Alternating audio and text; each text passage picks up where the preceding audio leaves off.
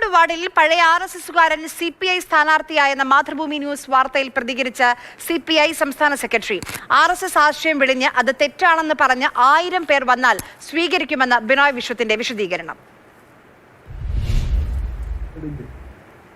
ആശയം വെടിഞ്ഞ് ആ തിന്മകളെ തിരിച്ചറിഞ്ഞ് ഒരാളല്ല 1000 പേർ വന്നാലും ഞങ്ങൾ സ്വീകരിക്കും.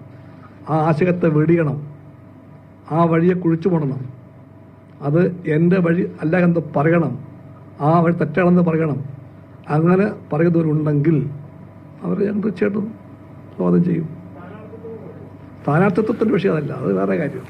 AK സ്റ്റെഫൻ വിവരങ്ങളുമായി നമുക്കിപ്പം ചേരുന്നുണ്ട്. സ്റ്റെഫൻ, അതിലൊരു ചെറിയ പ്രശ്നം എന്താണെന്ന് വെച്ചാൽ, ഇപ്പോൾ നമ്മൾ ചോദിക്കുമ്പോഴും മനസ്സുകൊണ്ട്, അതായത് ഇത്രയും കാലം RSS ആശയമാണ് പിന്തുടർന്നെങ്കിലും മനസ്സുകൊണ്ട് CPI കാരനായി, അതായത് ഇപ്പോഴും ഒരു വ്യക്തതയില്ല ആ സ്ഥാനാർത്ഥിക്ക് പോലും.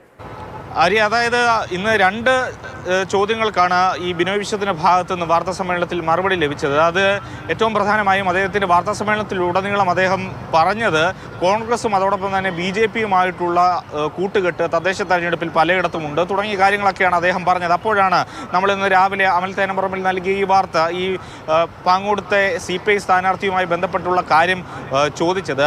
അപ്പോൾ അദ്ദേഹത്തിൻ്റെ ഭാഗത്തു നിന്നും വരുന്ന പ്രതികരണം നേരത്തെ നമ്മൾ കേട്ടിരുന്നു. അപ്പോഴും അതിലും ഒരു ആശയക്കുഴപ്പമുണ്ട്. എന്തുകൊണ്ട് അത്തരത്തിൽ ഒരു സ്ഥാനാർത്ഥിയെ, മറ്റൊരു സ്ഥാനാർത്ഥി അവിടെ ഇല്ല ആയിട്ടാണോ, അല്ലെങ്കിൽ 2 മാസം മുമ്പ് വരെ ഗണവേഷവും ഇട്ടുകൊണ്ട് പദസഞ്ചലനത്തിന് പോയ ഒരു ആളെ, RSSകാരനെ, മനസ്സുകൊണ്ടിൽ RSSൻ്റെ ആശയങ്ങൾ സൂക്ഷിച്ചിരുന്ന ഒരു ആളെ സ്ഥാനാർത്ഥിയാക്കുമ്പോൾ അത് പാർട്ടി അണികൾക്ക് മുമ്പിലെങ്കിലും വിശദീകരിക്കേണ്ടി വരും നേതാക്കൾക്ക്. ഏതായാലും അത് സംബന്ധിച്ച് കൂടുതൽ കൃത്യമായൊരു വിശദീകരണത്തിലേക്കൊന്നും പാർട്ടി സെക്രട്ടറി പോയിട്ടില്ല. അതിങ്ങനെ ഒഴുക്കമട്ടിൽ പറഞ്ഞു പോകുന്ന ഒരു കാര്യമാണ് ഉണ്ടായിരുന്നത്. ഒപ്പം തന്നെ CPIക്ക് കടുത്തൊരു രാഷ്ട്രീയ പ്രതിസന്ധി ഇപ്പോഴും നിലനിൽക്കുന്നുണ്ട് എന്നുള്ളത് അദ്ദേഹത്തിൻ്റെ വാക്കുകളിൽ നിന്നും വ്യക്തമാണ്. കാരണം PM ശ്രീ വിഷയത്തിൽ ഇപ്പോഴും സർക്കാർ കത്തയക്കുന്നതിന് വേണ്ടി തയ്യാറായിട്ടില്ല. പദ്ധതി മരവിപ്പിക്കുന്നതുമായി ബന്ധപ്പെട്ട് ഇപ്പോഴും സർക്കാർ ഏത് സമീപനത്തിൽ നിൽക്കുന്നോ അവിടെ തന്നെ നിൽക്കുകയാണ്.